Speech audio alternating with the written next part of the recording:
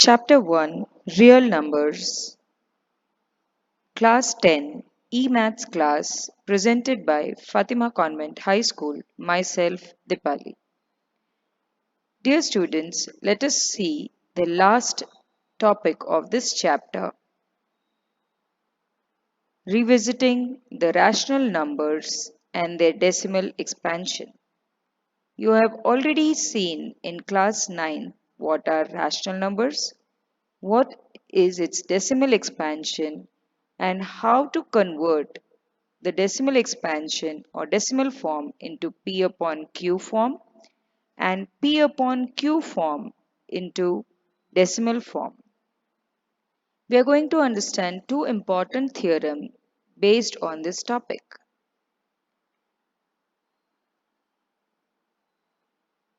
Revisiting rational numbers and their decimal expansion.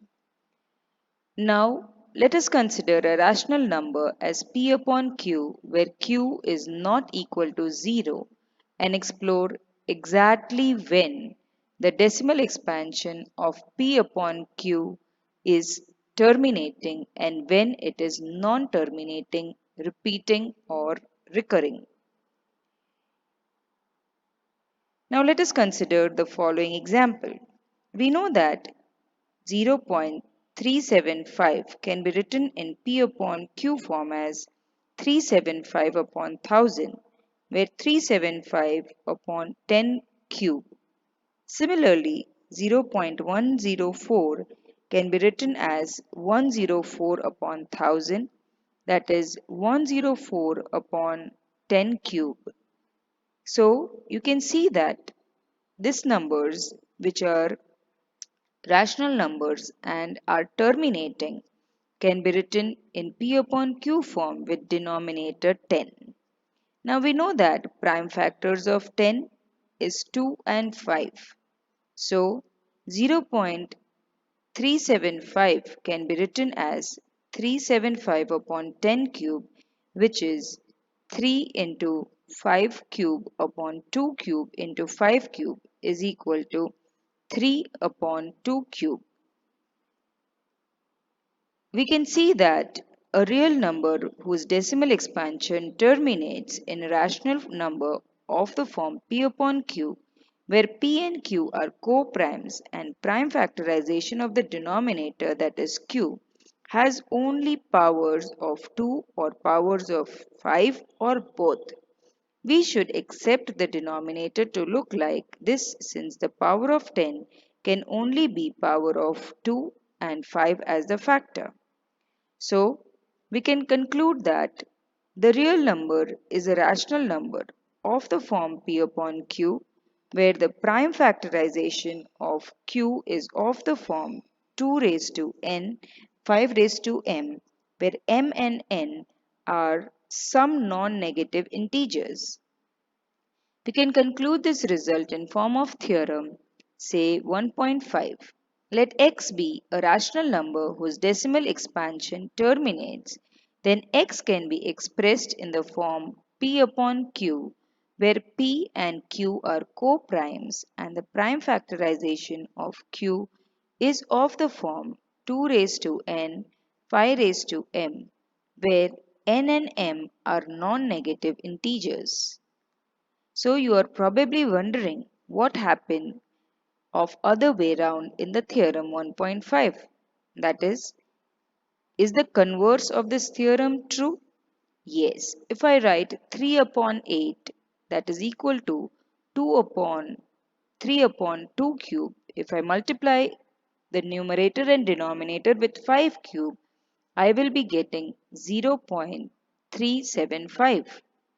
So the converse also is true, that let x is equal to P upon Q be a rational number such that the prime factorization of Q is of the form 2 raised to n, 5 raised to m, where n and m are non-negative integers. Then x has a decimal expansion which terminates. This is an example of terminating numbers decimal form into P upon Q form and P upon Q form into decimal form. Now let us look at one more example, that is 1 by 7. If I go on dividing this number, I will get a block of repeating numbers. They are non-terminating numbers. They won't end because the number will divide without a remainder 0. So when I divide 1 by 7, I will get 0.142857, 142857 till infinite times. Here the number is non-terminating, but it is creating a block of repeating units, and so this type of numbers are called as recurring decimal numbers. They are non-terminating, non-recurring numbers. So let x is equal to p upon q, where p and q are co-primes, be a rational number such that the prime factorization of q is not of the form 2 raised to n, 5 raised to m, where m and n are non-negative integers. Then x has a decimal expansion which is non-terminating, repeating, that is recurring. This is what we are going to study in this topic. The decimal expansion of every rational number is either terminating or non-terminating repeating units. So we can classify decimal numbers into two basic groups. They are terminating and non-terminating. If it is non-terminating, it is further classified into recurring and non-recurring. Now the decimal numbers which are terminating, if we take an example 5 by 2, then can be divided and we get the answer 2.5. That is a terminating number because it gets a remainder 0. Recurring numbers like example 1 upon 3, they keep on dividing to give 0.3333 till infinite times, which can be also represented as 0.3 bar. For example, 0.125 bar can be also represented as 0.125 till n. We all know that non-terminating non-recurring numbers are of the form root 2, root 3, pi, etc., where the numbers will divide infinitely without any remainder 0 but won't form a pattern like 1.4142. We don't know till where. They are called non-terminating non-recurring. The group of non-terminating non-recurring are irrational numbers. In this topic, we are going to talk only about terminating numbers and non-terminating recurring numbers. So, we are going to just understand very simply that if I am able to get the denominator, that is q, upon p form, where q will be equal to 2 raised to m or n and 5 raised to m form, then it is terminating number.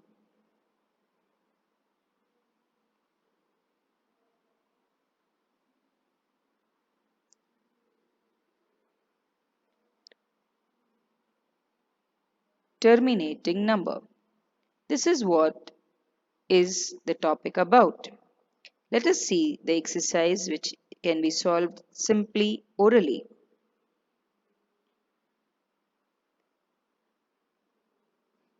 Exercise 4.1. We know that without actual division, if we can check whether it is terminating or non-terminating. We take an example of 13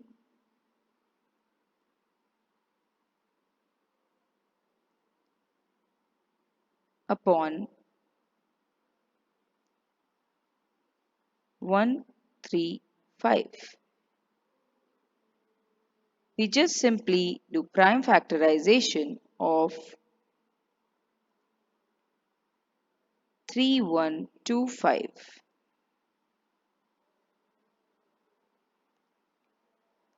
It will start with 5,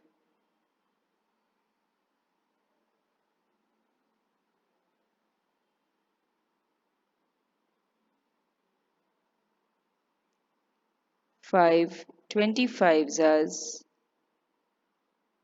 5 5s as and 5 1s as. So I can write 13 upon 5 raised to 5.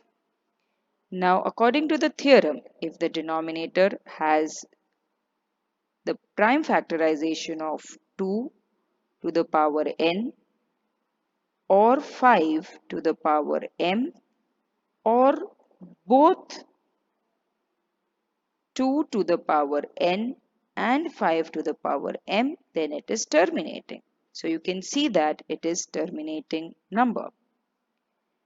If I take another example, say 129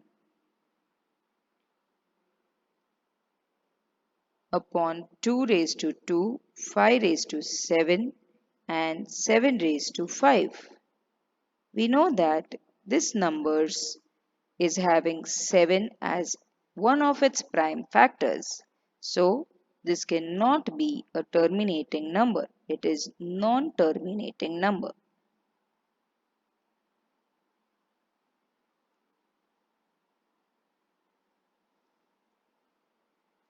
Is it so simple and very clear to you now? Yes. Now you will be able to complete the exercise very easily. Thank you.